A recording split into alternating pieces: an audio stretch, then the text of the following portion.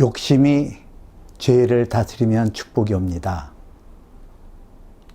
성경 말씀은 욕심이 잉태한 즉 죄를 낳고 죄가 장성한 즉 사망을 낳느니라 그랬습니다. 오늘은 이 욕심의 죄를 다스리면 축복이 옵니다. 이런 제목으로 함께 은혜를 나누려고 합니다.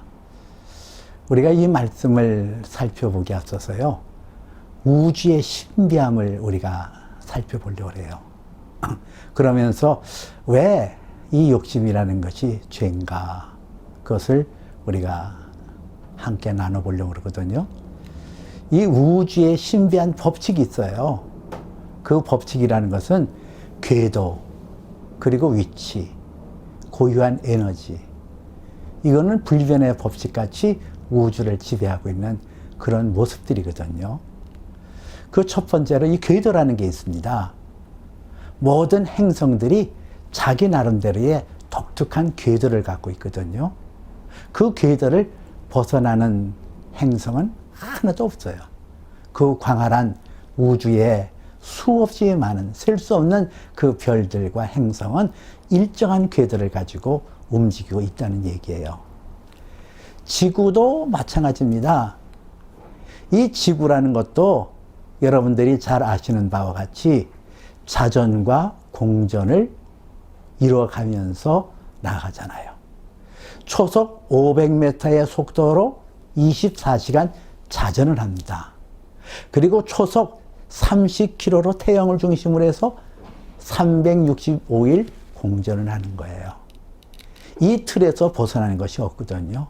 또 하나의 우주의 신비한 법칙이 있다면 위치라는 거예요. 그 위치를 벗어날 수가 없어요. 태양을 중심으로 해서 수성이라든가 목성이라든가 해왕성이라든가 이런 모든 것이 다 일정한 자기 위치를 지니고 있지, 그 위치가 어느 날 뒤바뀌고 그런 것은 하나도 없는 것이거든요. 또 하나는 이 우주의 신비한 법칙에 있어서 고유한 에너지가 있다는 얘기예요. 그 에너지의 틀을 안 벗어나요. 이 태양이라는 것도 마찬가지입니다. 그 태양의 에너지가 무한정하잖아요. 그런데 그 태양 에너지도 매 초당 4억 3천만에서 6억 톤의 수소를 태우며 초당 550km의 속도로 움직이고 있다는 거예요. 이거 너무나 신비롭지 않습니까? 이런 어떤 에너지가 있어요. 지구는 지구대로, 해왕성은 해왕성대로 다양한 별들이 고유한 그런 에너지를 지니고 있단 말이에요. 그래서 우리가 이것을 알게 되어지면은 이게 하나님의 법칙이잖아요.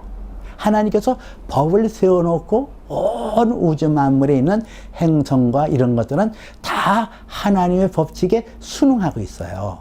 그런데 이 사람만큼은 자유의지를 줬거든요. 그래서 하나님께서 굳건히 세워놓은 이 하나님의 법칙이 있는데 그 법칙에서 벗어나려고 하는 거, 이게 욕심이고 욕구라는 거예요. 하나님의 법칙에서 벗어나고자 하는 이런 욕구들, 이게 바로 죄라는 거죠. 하나님께서 세워놓은 법칙에서 벗어나는 거. 우리가 한번 사람의 인체를 한번 살펴보자고요. 이 사람의 인체에는 여러 가지 그 핏줄이 있잖아요. 그리고 뼈들이 구성되어 있고 내장 안에 장기들이 다 구성되어 있고 신경, 말초신경이 되어져 있고 그리고 폐라든가 이런 기도라는 것이 있어서 우리 인간이 움직이게끔 되어 있는데 이 모든 장기에 모든 구성 요소도 법칙이 있단 말이에요. 그 법칙을 벗어나면은 우리 몸이 깨어져 버려요. 그리고 우리 안에 있는 그 미세한 우리 눈에 보이지 않는 유전인자라는 것도 그렇잖아요. 그 유전인자라는 것이 하나님의 법칙에 의해서 세워졌거든요.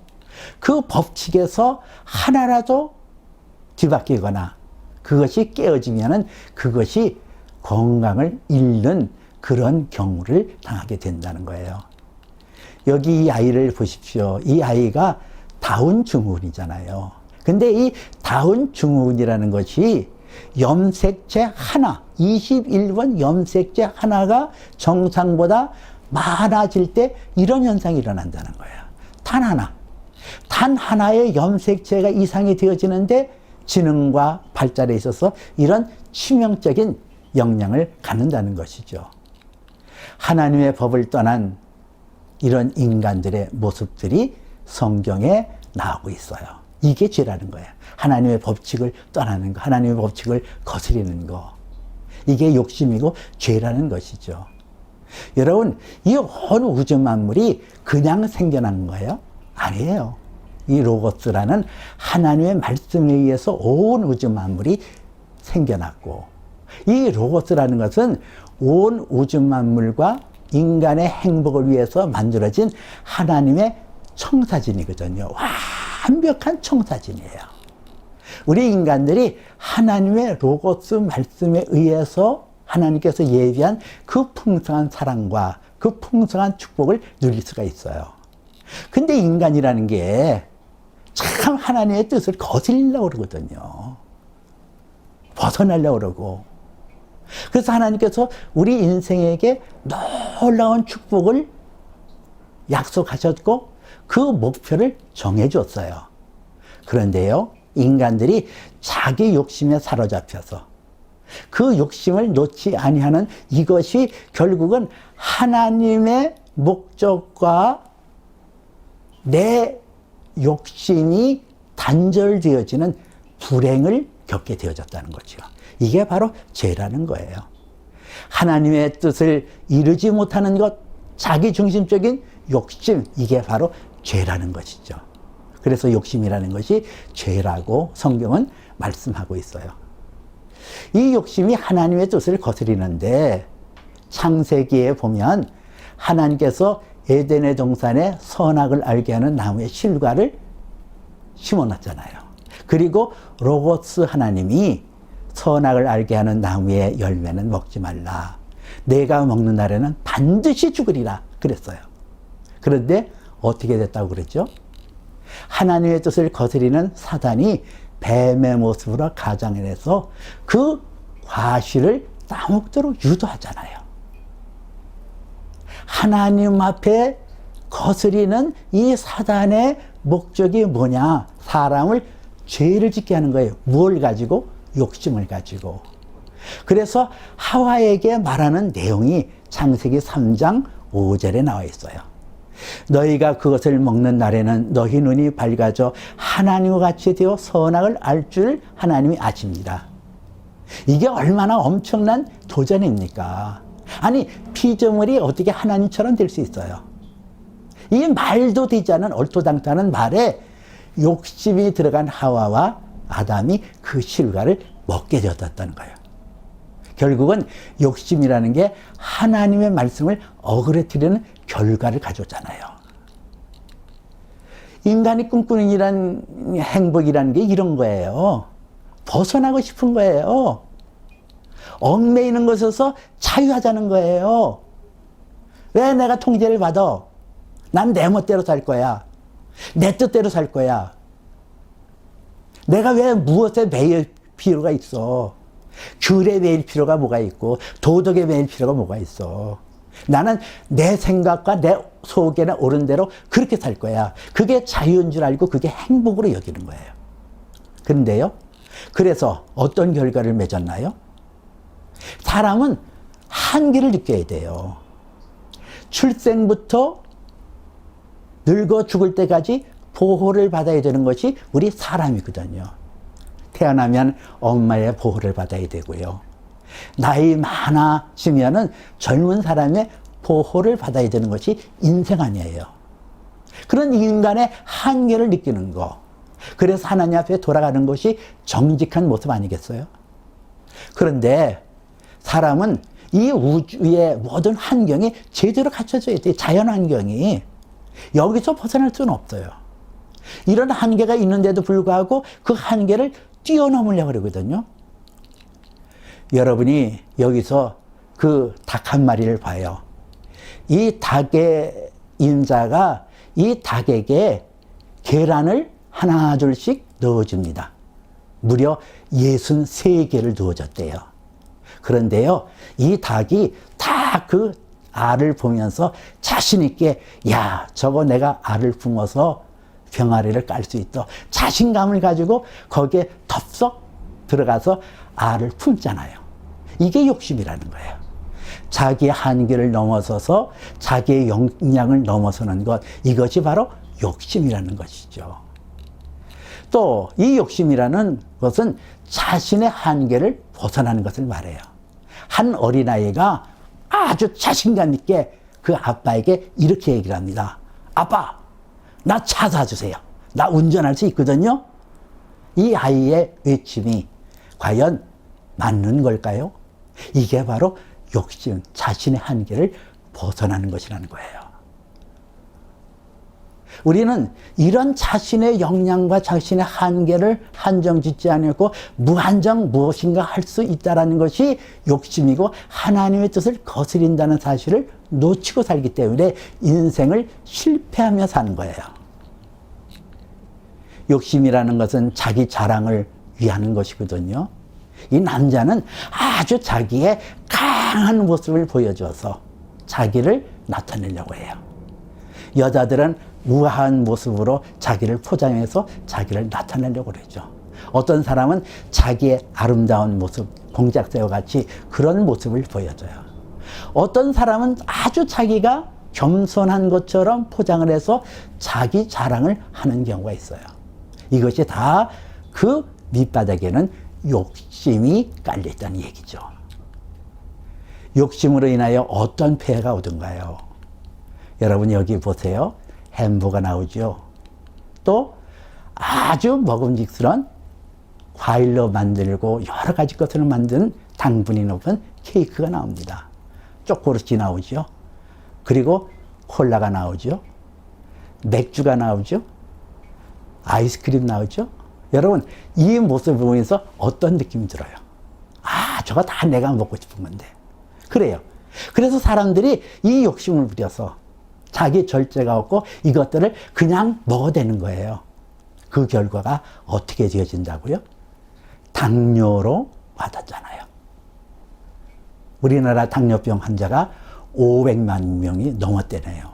이런 결과가 오는 거예요. 이것이 욕심으로 가져오는 거예요. 또 어떤 사람은 나는 한번 돈벼락 맞고 죽고 싶어. 그런 사람이 있어요. 아, 돈 좀 많았으면. 그게 욕심이에요. 그런데요, 그 돈벼락 맞은 사람들의 모습이 어떻게 되어졌는가? 이 로또에 당첨된 사람들의 이야기를 들어보면은 영국 BBC에서 들려주는 얘기에 보면 80% 이상이 다 불행으로 끝났대요. 그리고 사람과의 관계 속에서도 소송 사건이 빈번하게 일어나서 파산에 이르렀다는 거예요. 이것이 욕심으로 나타나는 결실이거든요. 그러면 우리는 어떻게 돼야 될까? 내게 주어진 거, 내게 현재 주어진 것에서 만족을 느끼라는 거예요. 무엇으로?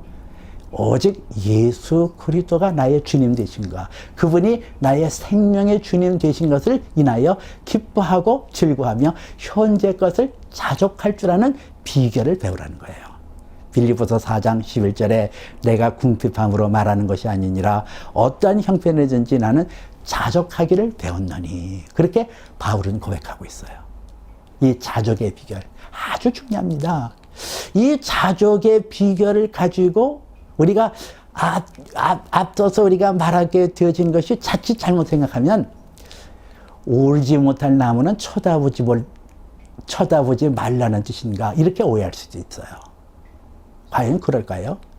아, 그래, 나는 이대로 사는 거야, 뭐 까짓거 뭐 그렇게 사는 거예요? 저 나무는 너무 커서 오를 수 없어, 그러는 걸까요? 과연 성경이 우리의 한계를 정해놓고 너는 그만큼만 살아, 그만큼만 내가 이루고 살아, 그렇게 얘기할까요? 아니에요. 하나님께서는 믿음의 성도에게 무한한 가능성을 주셨어요. 성경의 히브리서 6장 14절에 이르시되 내가 반드시 너에게 복주고 복주며 너를 번성하게 하고 번성하게 하리라, 이렇게 말씀하셨잖아요.